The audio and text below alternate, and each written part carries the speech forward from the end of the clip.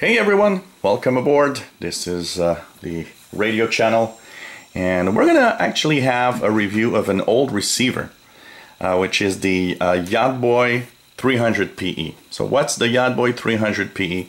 This is a receiver that's not sold as new anymore, but it's a shortwave radio, and basically it is available as this model was in garage sales and used on eBay, and probably there are tons of them somewhere out there waiting to be had for a very low price.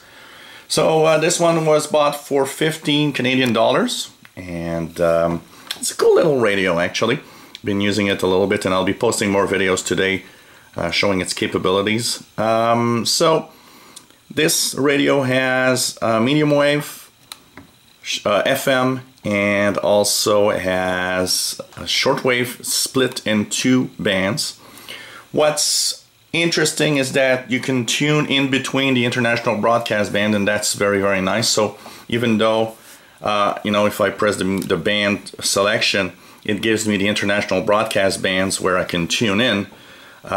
You can also, if I want to see if something's on at for example 5355, I can go there. It lets me go in between the bands. So it's not a general coverage because it doesn't cover all of the shortwave spectrum, but it does, starting at 2.3 megahertz, which is a 120 meter band, and goes all the way up to 26,100, the top part of the 11 meter band.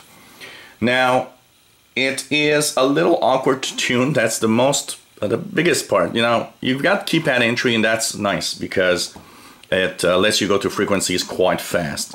So say I want to listen to, let's extend the antenna, WEWN, which was probably the one that will come in at this time, on 15610. Then I choose the proper meter band, or the proper band, sorry. So here I'm at the high band, and then I press the entry button, then enter the frequency and press enter again, and I'm on the frequency of that station. Now I don't hear it right now because of noise, but usually I hear something. Let's try 13845. If this one does come in. It's really the high noise level here that prevents me from receiving the station as well. But anyways, of course that extra entry, pressing enter to enter a frequency to press enter again, is a little weird and something not necessarily cool, but it is something that is at least you have a keypad entry, and you could not have one maybe. It has, of course, the two bands that you choose here, and of course you can choose the bands to go to FM, medium wave, and shortwave. Now at the shortwave reception, the medium wave reception, all of that, it's good. I mean, it's a good portable. It's very sensitive, and you will receive with this pretty much everything you want to receive. Now, there's one thing that you will not get, is that this radio does not have single sideband. So don't expect to have single sideband reception. It's really an AM only rig. But it tunes everywhere, and it's sensitive enough to get pretty much every international broadcast stations that you might want. And, on the extras, receive some AMers on the ham bands that like to use that mode. Works very, very well. It is a good medium wave radio, not a DX machine, I have to say, but it's a good medium wave radio. It will actually let you tune into the medium wave bands quite well, and you'll receive, far away stations, but don't expect it to be a DX machine. And for the FM band, my general beacon that I use for the FM band is always the NPR station in Burlington, Vermont at 107.9. Now, if I don't extend the antenna too much, because it overloads on FM a little bit, I do get to a point where I will get 107.9. Now, right now there's no audio for some reason. They have a problem, but it's there. Which you hear the silence here is NPR station. So it's a good performer on FM also. So it does the job that it's meant to do, receive the signals on shortwave, medium wave, and FM, and it does it quite well. A little drawback, I do have breakthrough. I told you guys here it's FM station, really strong FM station heaven. So basically what happens is these strong FM stations break through on cheaper portable receivers. It does break through a little bit on this one. Not as bad as some other receivers, you know, like the TVO, for example. It breaks through everywhere. On this one, it breaks through only on a few specific spots on the shortwave band. I haven't found that to be enough of a problem to actually prevent me to listen to different stations. And of course today I'll be tuning some, so you'll see the results. And it has, of course, a up-down button. You can basically just scan the bands. It has a clock that isn't displayed at the same time as the frequency. One little thing that for some is a problem is that frequencies that end with a 5 are displayed, but when there's a 0, it doesn't display 0. It just displays, for example, here 5.95. Now, it's not a big problem, but you know, some people find that annoying that you don't have the third 0 and it only displays the 5 when you're on the 5. Selectivity is okay. It's not the best, so two strong signals next to each other might be a little difficult to get, but it does a fair job at doing it.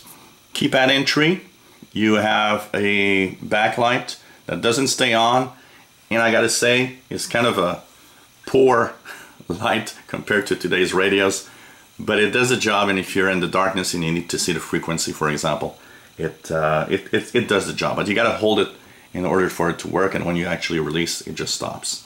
Has sleep functionality, of course. The meter band switch has timer mode. You can go and wake up. There's an alarm on this also. As for the sides, well, you've got a lock for the keypad in order to, if you travel, not to turn on the radio, you know, by accident. A volume on the right side, which is nice.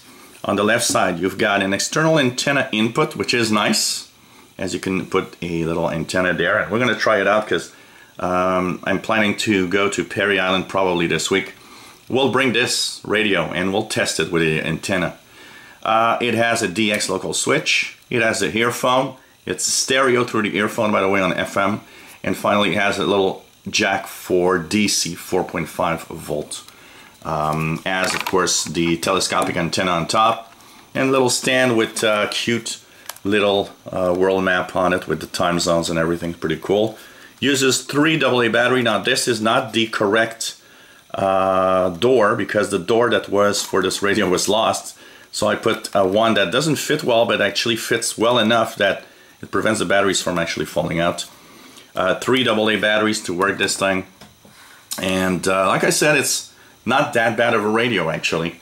I found it to be quite sensitive, and you know, for listening to international broadcasts, it's really a good radio actually. Audio wise, it's not bad as an audio. It's a little bit on a thin side, you know. I would have expected maybe a little more frequency response on the audio, but still a nice radio. Has a pretty strong audio when you put it you know, like really high, and works really well. So, you know, nice radio. I actually like it, and we'll be posting videos. And of course, as soon as I go to Perry Island, this is going to be one of the radios I'm going to bring along, and we'll compare it to some other receiver I've got here. So this is the Grundig YB300PE. It's a receiver that does not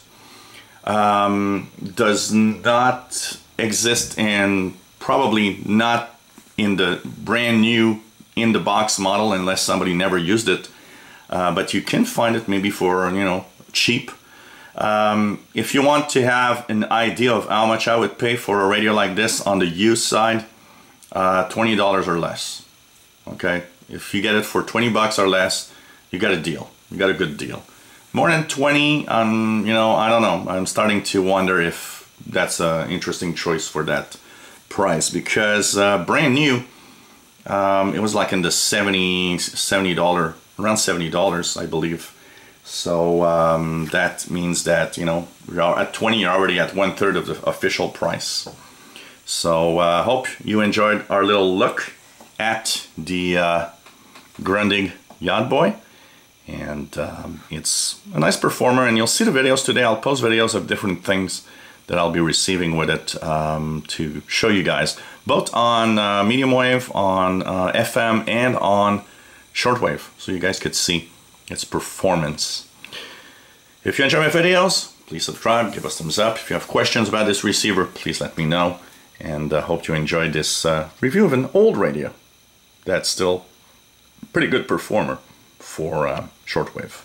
And by the way, it's PLL driven, so it doesn't drift or anything. And it has 24 station memories. And even Paul wants to have fun with this radio. Look at that. So if you guys enjoy the videos, we'll of course have a lot of fun. And